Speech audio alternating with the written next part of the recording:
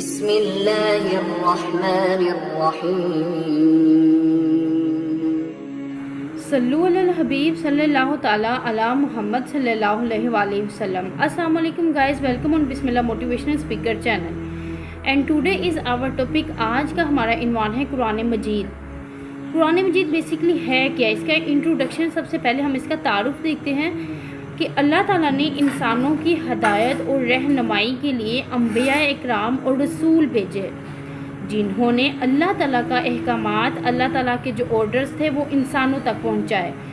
اور اس کی صورت میں اللہ تعالیٰ نے جو بھی ہمیں ہدایات دی, رہنمائی کی, وہ رسولوں اور پیغمبروں نے ہم تک. جب ہدایات اور رہنمائی کا یہ سلسلہ ایک طویل عرصے تک جاری تو رہا, لیکن جب اللہ تعالیٰ نے دیکھا کہ ہدایت اور رہنمائی کی اب مزید ضرورت باقی نہیں رہی, تو اللہ تعالیٰ نے کیا کیا کہ نبوت کا جو سلسلہ ہے وہ ختم کر دیا اور نبی کریم صلی اللہ علیہ وآلہ وسلم کو آخری نبی اور رسول بنا کر بھیجا گیا, اور انسانوں کے لیے تمام بہترین اصولوں کو ایک مجموعہ کی شکل میں حضرت محمد صلی اللہ علیہ وآلہ وسلم کے وسیلے سے انسانوں کو عطا کر دیا گیا, جس سے کہ قرآن مجید کہا جاتا ہے. بیسکلی یہ انٹروڈکشن ہے قرآن پاک کا. اینڈ اب تعارف قرآن مجید کا ذرا تفصیل سے ہے. وہ کیا ہے کہ قرآن مجید اللہ تعالیٰ کی طرف سے عطا کی گئی ہدایت کی ایک لاسٹ بک ہے ہمارے پاس, یعنی ایک آخری کتاب ہے, جس میں کیا ہے کہ انسانوں کی رہنمائی کے لیے تمام تر اصول بیان کر. یہ ایک وہ بک ہے جس میں کہ ہمیں گائیڈ لائن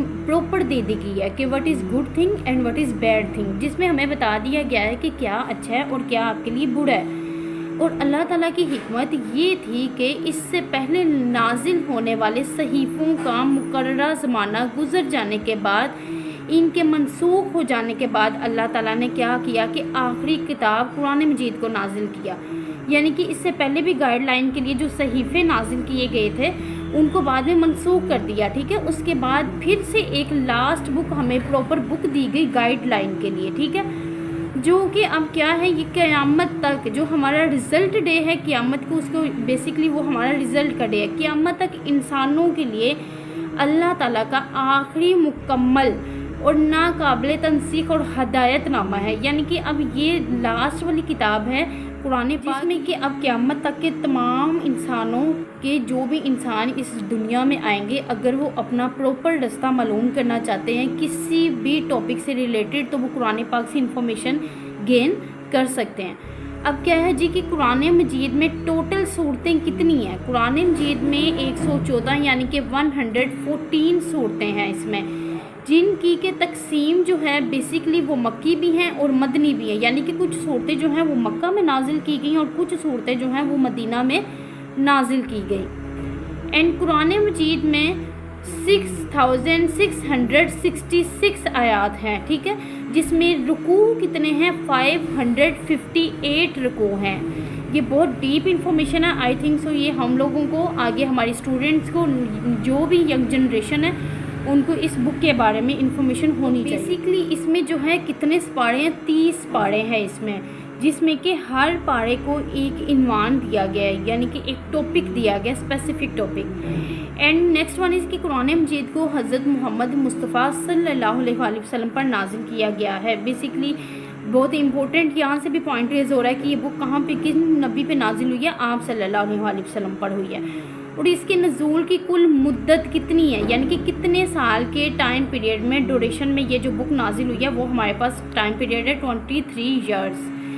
اینڈ قرآن کریم کی صورتیں مکی اور مدنی صورتوں میں تقسیم شدہ ہیں.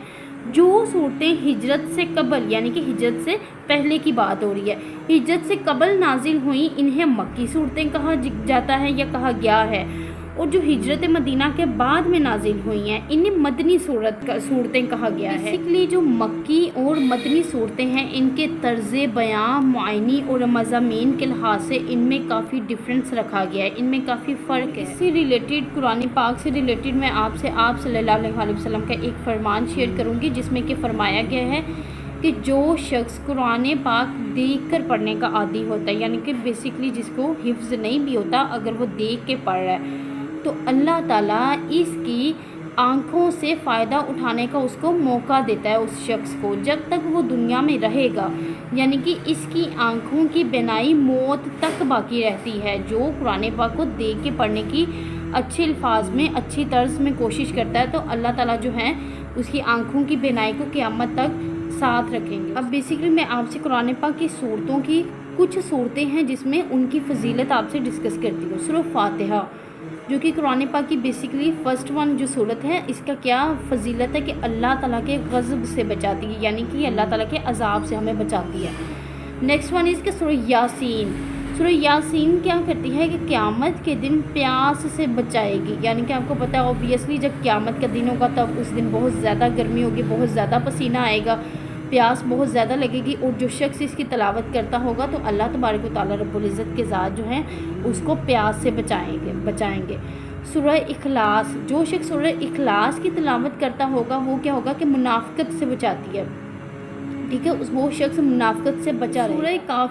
سورہ کافرون کی فضیلت کیا ہے کہ یہ موت کے وقت کفر سے بچاتی ہے، یعنی کہ انسان کا جب خاتمہ ہوگا اس انسان کا وہ ایمان پہ ہوگا، ایمان کی حالت میں جائے گا، اللہ تعالیٰ اس کو کفر سے بچائیں گے۔ سورہ فلق پڑھنے والے کی فضیلت یہ ہے کہ اللہ تعالیٰ اس کو حادثات سے محفوظ رکھیں گے، ٹھیک ہے، کسی بھی انسیڈنٹ سے وہ محفوظ رہے گا۔ نیکسٹ ون اس کی سورہ ناس جو ہوتی ہے بیسیکلی انسان جو ہے وسوسے آ رہے ہوتے ہیں کسی بھی ٹاپک سے ریلیٹڈ، کچھ بھی انسان مائنڈ میں سوچنا شروع ہو جاتا ہے تو اللہ تعالیٰ جو اس کو پڑھنے والے کو اللہ تعالیٰ ہر طرح کے وسوسوں سے محفوظ رکھیں گے۔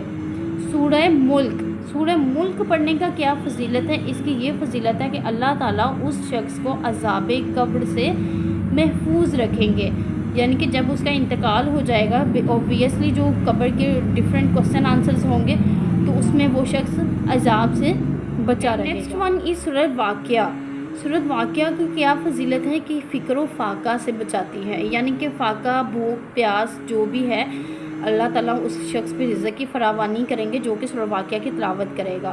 اینڈ نیکسٹ ون از سورہ کوثر کی تلاوت کرنے سے کیا ہوگا کہ دشمنوں کی دشمنی سے بچاتی ہے، ٹھیک ہے، یعنی یہ اینیمیز سے آپ کو محفوظ رکھے گی، اللہ تعالیٰ اس کی پروٹیکشن کریں گے اس شخص کی۔